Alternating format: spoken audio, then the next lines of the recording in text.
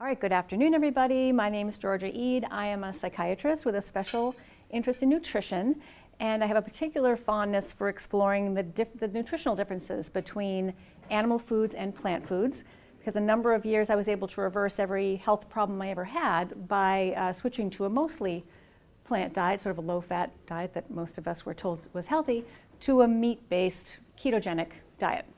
So whenever somebody says that meat is not good for us, I become very curious to find out what they're basing that on. So as you may know, I've written about other reports against meat and so forth on my website. So if you're curious to know other ways in which meat is not bad for us, you can read those articles. So my bias, which I think everybody should always state, including people on the World Health Organization, when you're dealing in nutrition research and making proclamations, I do think you should state your biases, because we all have them. So my bias is that meat is healthy for us. I'm at least financially unconflicted. So as many of you know, October 2015, a little over a year ago, the World Health Organization gathered. They convened a subcommittee called a working group. 22 scientists from 10 countries. They met in France to evaluate the carcinogenicity of red meat and processed meat. And then they published a very small report. This is a picture of the entire report upon which that proclamation was based. It's a 2-page report, and it includes 20 references. So that in and of itself is a little suspicious that you could condemn meat with this type of this short of an article. But they do say, if we go back a minute, that their full assessments will be published in volume 114 of their IARC monographs. Nearly a year and a half later, still missing in action. So I don't know when that will be published. But it sort of protects them from scrutiny because they haven't come out with their full arguments. So anyway, the result of their proclamation was that the consumption of processed meat was categorized as carcinogenic to humans, and red meat as probably carcinogenic to humans. And I've seen a lot of published responses to this report criticizing the WHO for overplaying the estimated risk, but I'm not aware of anybody else who's really analyzed the quality of the actual evidences in the report, so I thought that would be fun to do. So this is a direct quote from the report. In making this evaluation, the working group took into consideration all the relevant data, including the substantial epidemiological data, showing a positive association between consumption of red meat and colorectal cancer and the strong mechanistic evidence. Poppycock. So why do I say poppycock? Let me defend my response. So first of all, as we in this room know, this premise makes no sense. Evolutionarily, I mean, we've been eating for hundreds of thousands of years, animals cooked over an open flame. My own personal experience, my own personal health experience flies in the face of their condemnations. And real life, what I call real life epidemiological studies, studies of historically, there have been cultures around the world which have subsisted on high meat diets, and they don't have higher rates of cancer than anybody else, in fact, often quite a bit lower. So in any case, that's all kinds of common sense information. But what about the science in the WHO report? So my scientific understanding of red meat is that it's healthy for us. Everything I've ever read convinces me of that. I've never found a shred of evidence that there's any component of red meat that is dangerous to us. I'm not here to defend processed meat, although the WHO does not do a good job of arguing against processed meat either. So I'll show you all of the evidence against both red and processed meat. But my personal philosophy is red meat is safe. I don't know about processed meat. So my conclusion after reading through all of these papers is that the WHO report is not a scientific document. It's a political document. So I'll aim to convince you of that, but you can make up your own minds by the end. Also, if we have time at the end, I did also write what I thought of as perhaps funny, amusing holiday poem in the Dr. Seuss style about the WHO report. So if there's time and you want me to read it too, I'd be happy to. So, the epidemiological evidence. So first of all, epidemiology is not evidence. It is basically they're untested theories generated by very flawed questionnaires that generate hypotheses that then need to be tested. So saying that alcoholics are more likely, report eating more pretzels per year, doesn't mean that eating pretzels causes alcoholism. It means that they give out free pretzels in bars. So the WHO looked at over 800 studies about meat and cancer. Now that sounds like a lot of studies. They must have worked so hard to figure this out, and it must all be true. 800 studies. They sort of set aside more than almost 750 of them for unclear reasons, which maybe they'll publish later. And then these were the few dozen studies that they used to support their conclusion that meat causes cancer. So these are the studies of colorectal cancer and red meat, and these are the studies of colorectal cancer and processed meat. 29 studies of colorectal cancer and red meat, 15 of which said that meat was neutral or positive, and 14 of which said that there was a negative association. So right there seems to be a little bit of bias going on here, because who in this room would say that that's conclusive epidemiological evidence against red meat? I certainly wouldn't. I would at least say we don't know. I think that would be a fair thing to say. And then about colorectal cancer and processed meat, it's more tilted against the processed meat. But again, this is epidemiology. So this is just one line of questioning. So the problem with epidemiology, and those of us in this room who spend a lot of time reading nutritional studies, I'm sure we all come across things like this. Here's a quote from the first experimental study that is cited in the WHO report. We're going to go through all of the experimental studies. Believe me, it won't take that long. So this is a direct quote from the author of the first study we're going to look at. In puzzling contrast with epidemiological studies, experimental studies do not support the hypothesis that red meat increases colorectal cancer risk. Among the 12 rodent studies reported in the literature, none demonstrate a specific promotional effect of red meat. So this is a direct quote from the first study that the WHO cites, and none of these 12 studies were included in the WHO report, of course. None of these meat does not cause cancer in rats. None of that was reported.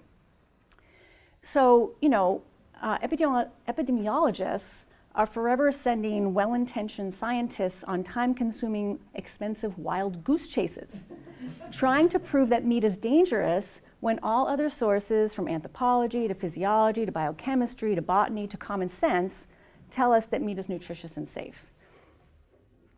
So how many experimental studies do you think they cited in their report? Any guesses? 4. That's not a bad guess. 6. There's 6 experimental studies. How many of them were in humans? 2.5. We'll say 3. Here's the experimental evidence. 3 rat studies, 2 human studies, and 1 study that had a human arm and a rat arm. Not literally. And furthermore, these 4 studies were all done by the same research group. So a lot of problems here, including the fact that there were lots and lots of studies that, for whatever reason, didn't make it into the WHO report. So the first experimental study was of red meat in rats. The objective of the study was to see if heme, the oxygen-carrying compound in red meat, and what gives red meat its dark red color and what distinguishes it from white meat. White meat has heme also, but just not as much. So to see if heme is the devil in the red meat. So they injected rats with azoxymethane, which is a powerful carcinogen. That's step 1. So can I just say that again? They injected the rats with a carcinogen before they did their study. I find that just, I don't know, mind-blowing. What the purpose of that was? I think it's to speed the process along so that you don't have to wait the entire rat's life to see if it develops cancer. That's my understanding. But anyway, so then they fed the rats a 60% freeze-dried meat diet containing either skinless chicken, which is low heme, lean beef, which is moderate heme, or low-fat pork blood sausage, which is high heme, for 100 days, which in rat years is about 10 years. What did they find? So freeze-dried meat. Freeze-dried meat, 60% meat diet, freeze-dried. Poor rats. So the first study, the results. All rats, including the chicken-fed rats, developed potentially precancerous changes in the colon. The more heme the meat contained, the stronger the effect seemed to be. None of the rats actually developed cancer. But wait, we don't want chicken to cause cancer. The scientists they were out to really pin the tail on the cow, right? So they didn't really want chicken to cause cancer. So they said, wait a minute, that doesn't make any sense. So they went back and they scrutinized the chicken chow to see if they could figure out what the problem was. And what they discovered was that the chicken chow contained more arachidonic acid than the red meat chows, and it also contained, surprise, surprise, toxic levels of niacin. That's the word they use in the paper. And they decided to blame those differences for the unwanted results. But they never went back and looked at the other chows to see what was actually in those other chows. They just decided that because, so in any case, you see what they were doing. There's clear evidence of bias in this kind of study. My interpretation of the study, if you inject yourself with a powerful carcinogen, eat a calcium-deficient powdered chicken, beef, or pork diet every day for 10 years, and you are a rat, your colon may start to look funny. We have no idea whether or not you would eventually develop cancer. Study 2, red meat in rats. And the objective here, this is really just a repetition of the first study, but they put calcium back in. They actually know that calcium protects against potential damage from heme, and so in the first study they removed calcium from the chow. So when they replenish the chow with calcium, the effect goes away, and the colon does not look funny. Translation, adequate dietary calcium protects your colon from looking funny if you find yourself in the unfortunate circumstances described in study 1. Study 3 is of processed meat in rats. So before we look at this study, we have to talk about what the WHO thought of the ways that processed meat might actually cause cancer, like what the mechanisms are, the ways, what it is about processed meat that could be carcinogenic. And these are quotes from the WHO, the 2-page report I showed you. Meat processing results in the formation of carcinogenic chemicals, including N-nitroso compounds and polycyclic aromatic hydrocarbons, excuse me, or PAH.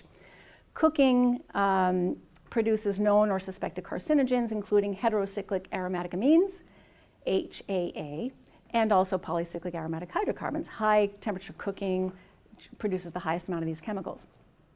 So those are the 3 mechanistic theories, the strong mechanistic theories that they were basing their report on. So here's the problem. In the next study that we're about to talk about, this processed meat in rat study, the authors themselves shot down those first 2 theories in their paper. So theory 1, processing meat leads to N-nitroso compounds. The problem is that the study's authors point out that when rats are fed a bacon-based diet, this is another study that was cited in the report that didn't end up in the WHO report, bacon is high in N-nitroso compounds, they do not develop signs of cancer. This bacon doesn't cause cancer in rat study was not included in the WHO report. The second theory, again, the authors of this study say, when meat is cooked at high temperatures, yes, heterocyclic amines can form. This can promote cancer in animals. The problem is that chicken cooked at high heat also contains heterocyclic amines. Any protein cooked at high heat will, and the same is true for fish. But chicken is not associated with cancer risk. The second problem is that the doses that caused cancer in animals in those studies were 1,000 to 100,000 times higher than in human food. So they shot down those 2 theories, and I'm going to shoot down the third one. So the third one is about polycyclic aromatic hydrocarbons, and the truth is that all charred, smoked, baked, and toasted foods contain polycyclic aromatic hydrocarbons. Any carbon-based heated food will do this, including grilled vegetables, breads, and cereals. And in fact, breads and cereals contribute the highest amount of PAHs to the average person's diet. You can find lots of references about that in the literature, but nobody ever studies the potentially cancerous effects of breads and grilled vegetables, except perhaps for me, because I'm very suspicious of non-animal foods, but these are not the kinds of studies that get done, so we don't really know. So on to this actual study. The objective was to learn which aspects of meat processing might actually cause cancer. Since they didn't put any stock in those other theories, they go, well, what is it about the processing that might cause cancer? It's not PAH, it's not HAAs. So they compared light meat to dark meat, salt curing to nitrite curing, cooking at lower versus higher temperatures, and air exposure versus vacuum packing. So, again, like any good rat cancer researcher, they pre-injected their rats with a carcinogen.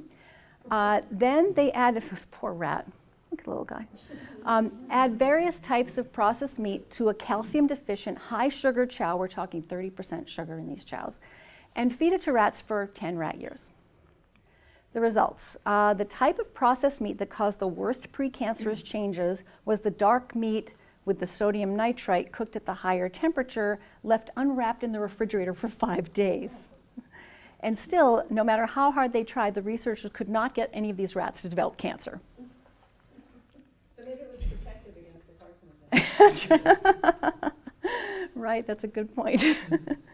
So translation, if you inject yourself with a powerful carcinogen, then eat a calcium-deficient, high-sugar diet containing badly packaged cooked ham every day for 10 years, and you are a rat, your colon may start to look funny. We don't know whether you'd ever get cancer. So on to the human studies, because we can relate to those better, and we care a lot more about those. The fourth study was about rats and humans. We're not going to look at the rat arm of the study because A, it's not as interesting to us, and B, the results were very similar. They're slightly different, but in any case, this is a quote from the authors of Study 4, basically saying that the rat represents a poorly fitted model to test an overloaded meat diet, and that excesses of meat in a species such as a rodent may create toxic pathways that are, otherwise wouldn't be stimulated. So. And that's why they decided to include a human arm in the study. So bottom line is, of course, rats are not people. So their objective was to see if processed red meat causes cancer in humans. So they fed 6.3 ounces of the aforementioned badly packaged ham. Remember, this is the same research group for studies 1 through 4. So they've got the same meat hanging around in the fridge. To 17 healthy men for 4 days.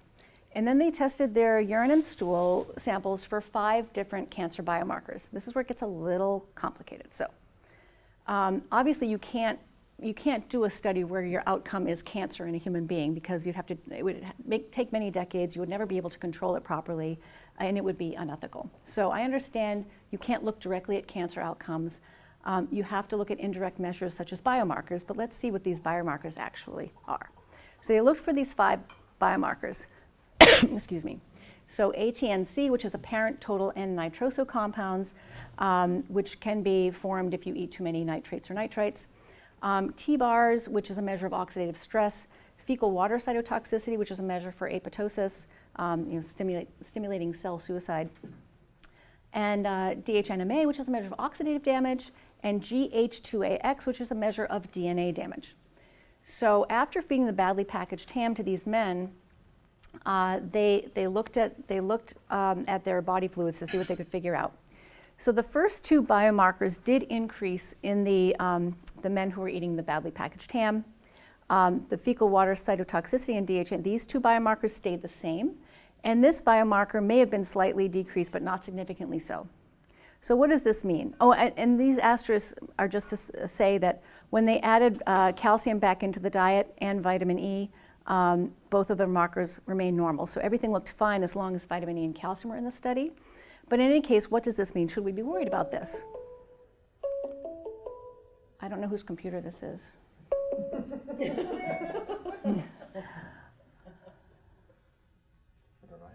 Thank you, Rick. What I wanted to do was get a feel. I'm not a cancer researcher. I'm not an oncologist. Do we have any oncologists in our group today? I don't think so. So I wanted to try to get a feel for what oncology specialists, what oncology researchers think of these biomarkers, because I'm not a cancer researcher. I read through and tried to figure that out from literature, and I came across a lot of things that convinced me, and this was a good summary. There was a meta-analysis about total nitroso compounds. So this, essentially the carcinogenicity of apparent total nitroso compounds formed in the gut after eating heme is unknown. Translation, even if badly packaged ham raised your levels of these compounds, we really don't know whether or not they cause cancer. So unknown. The next biomarker, T-bars, is apparently widely believed to be insufficient. It's received a lot of criticism over the years. It's not sensitive, it's not specific, it's apparently very promiscuous, reacts with all kinds of things, and so cannot be considered representative of oxidative stress. So in my reading of the literature, the T-bars test is useless. Apparently it's inexpensive, and that's one of the reasons why it's still used. So the first two, we can call this into question. At least I'm calling it into question. And these others we don't need to worry about since they didn't change, or they may have even improved a little bit. So fecal water cytotoxicity, from what I could tell from the literature, seems to be a pretty good biomarker for apoptosis. DHNMA seems to be a pretty good marker of oxidative stress. And GH2AX is considered a very reliable marker for DNA damage. So we should pay attention to those. But if you wish, you can pay attention to all of them, because I still wouldn't worry. So the translation, my translation of that study is, if you eat 6.3 ounces of badly packaged ham for 4 days in a row, your urine and stool will be higher in 2 substances that have no proven connection to cancer. The authors of study 4 refer within their study, I don't know if the WHO actually read these 6 papers that they cited in their report. The authors of study 4 refer to a human study that found vegetarian diets resulted in higher levels of that very reliable marker of DNA damage than diets containing cured meat or red meat. This vegetarian diets may cause cancer study was not mentioned in the WHO report.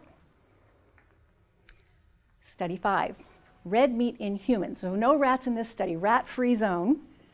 It's a 2-part study. The objective was to see if heme from red meat caused mutations in human colon cells. So the first step was they added about 11 ounces of lean beef or lamb plus 2 cups of orange juice or low-fat milk to the diets of 23 people for 28 days. And then these poor people underwent rectal biopsies to find out if they had a particular kind of mutation in their colon cells called O6MEG. And they also looked for apparent total nitroso compounds. So the part B, it was a 2-part study, remember. The second part of the study, the objective was to see if butyrylated starch, which is a fiber supplement, protects human colon cells from those mutations. So they repeated part A of the study, but they added this fiber supplement to the milk or the orange juice. That was the purpose of the milk or orange juice being included in the study, was to have something to mix the fiber supplement into. So the results were no change in the total nitroso compounds, but a 21% increase in these O6MEG adducts, which are mutations in colon cells. And when they included the fiber, this increase did not occur. But you know, this is worth paying attention to, right? So, so I wanted to understand about this O6MEG mutation and whether or not I should be worried about it. I eat a ketogenic diet where the source of protein is from animals, not exclusively red meat, but I do include red meat in my diet, and I feel great on this diet. But you know, maybe it's going to cause cancer in 10 or 20 years. I want to know that. So should I be worried about O6MEG? It turns out, sorry about that slide. It turns out that there's an enzyme ubiquitous in the human body, including in colon cells, called MGMT, whose sole purpose in life is to go around repairing O6MEG damage, OCGMEG mutations, because apparently they're very common mutations and they're happening all the time as a part of daily life. And so that's why we have this enzyme. And cancer researchers, again, I read quite a few articles to get to the bottom of this, they do believe that cancer doesn't occur simply as a result of these mutations, and especially for those of us who don't necessarily believe in the mutation theory of cancer to begin with, but you can be at higher risk if your repair systems aren't working properly. It's a very different question. But even so, even if you were very afraid of those mutations, and some people may be, the study was not designed in a way which could tell us whether or not you should be afraid. The authors did not report what else the volunteers were eating over those 4 weeks, except that their diets now included a certain amount of red meat, some milk and or orange juice. And we don't know how many people, people I guess got to choose milk or orange juice. And I don't know if they didn't describe, like, they could choose a different beverage each day, how many people were drinking, how many people drank milk, how many people drank orange juice. Milk and orange juice are very different. So that's one major variable that is off.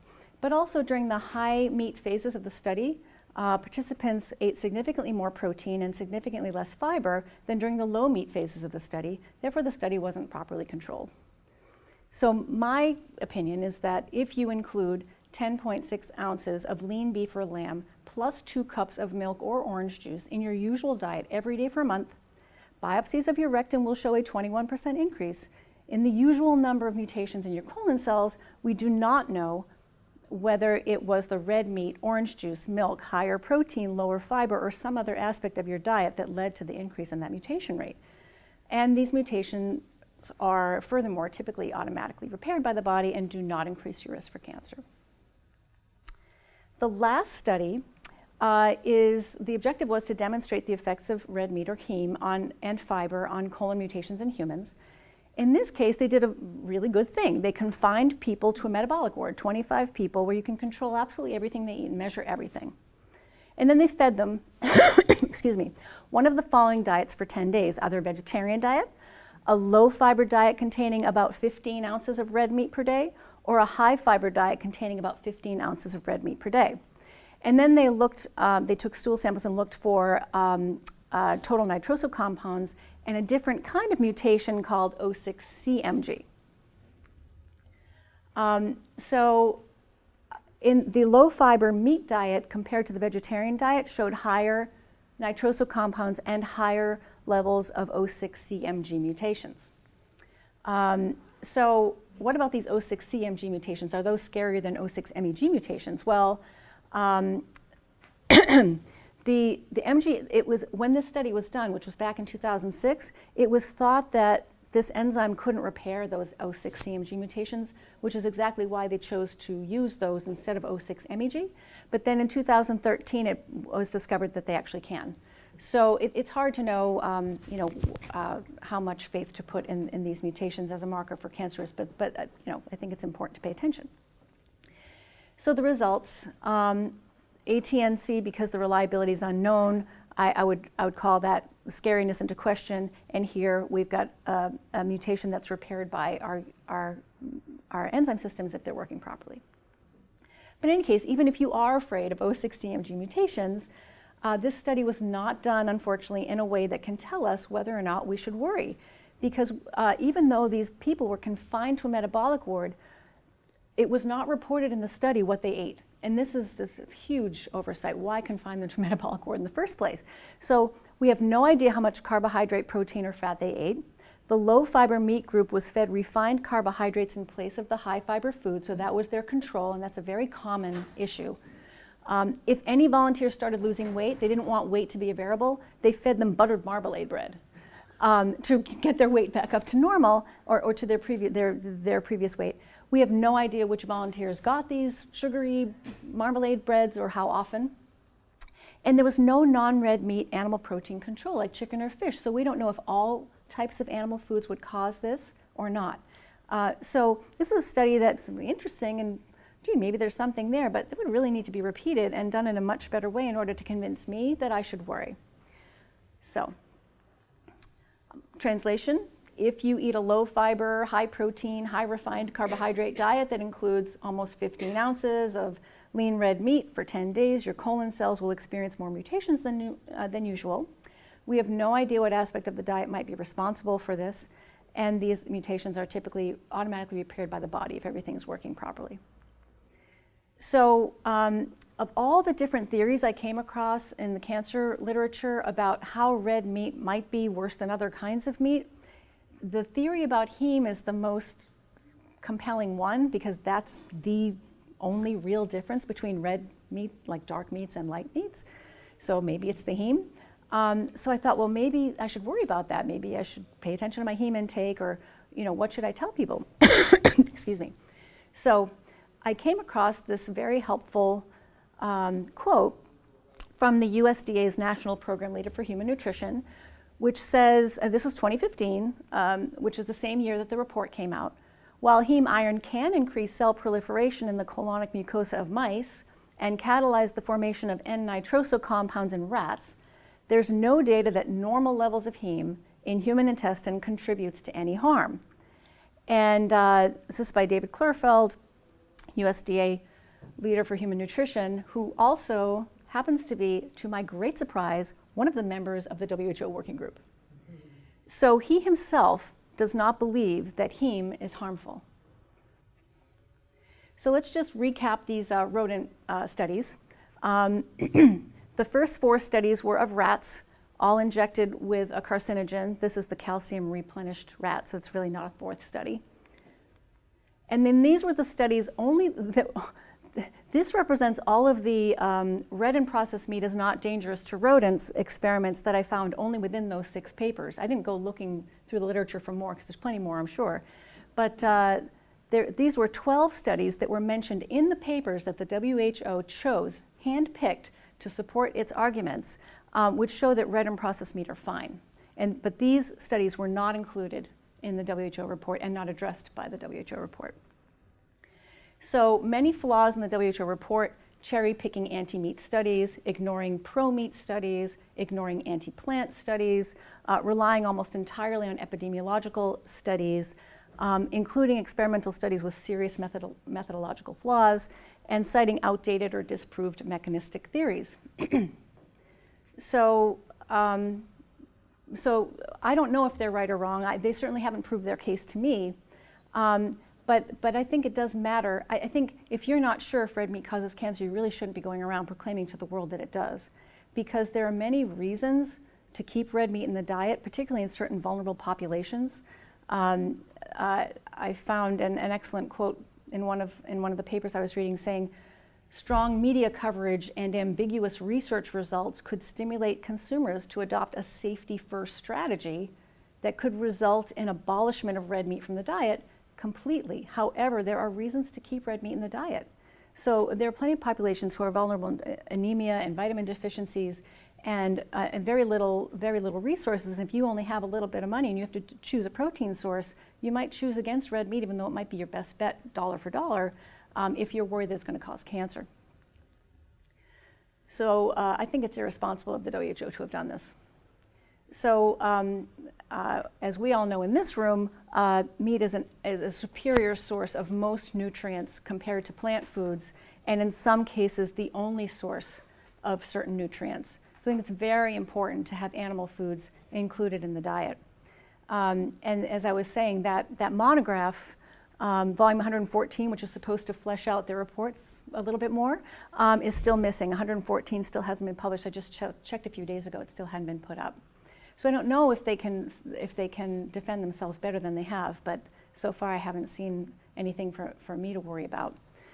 Furthermore, there was in 2013, just a couple of years ago, a group of cancer experts from 8 countries met in Norway, and they looked at the colon cancer science and red meat. The interactions between meat, gut, and health outcomes are very complex and are not clearly pointing in one direction. Epidemiological and mechanistic data on associations between red and processed meat and colorectal cancer are inconsistent. Underlying mechanisms are unclear. Better biomarkers are needed for future studies, which is exactly what I found when I went through the actual report.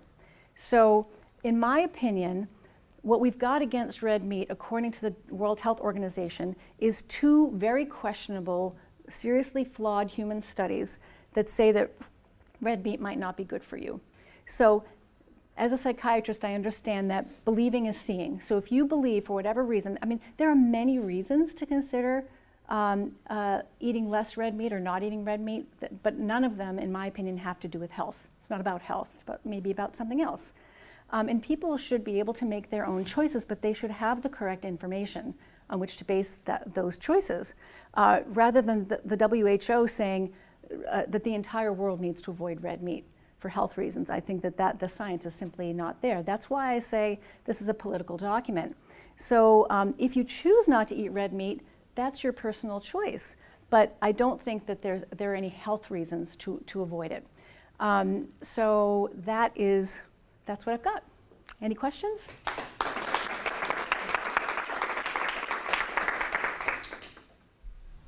We take one question. Yes. Can I? There's data out of the Cleveland Clinic that, first of all, I totally agree with that red meat, healthy red meat, as opposed to red meat filled with meat glue and garbage like that. Oh, you know? sure, So, right. you know, talking about like the real red meat, which most people don't get access to, which is a problem. Right. But in terms of the microbiome, the work out of the Cleveland Clinic showed that if you have the wrong microbiome and you have dysbiosis, and then you consume certain animal products that contain like carnitine and choline, which come like from eggs and red meat, and other animals, not just red meat, other animal products, that the gut bacteria create what is a toxic product called TMA. TMAO.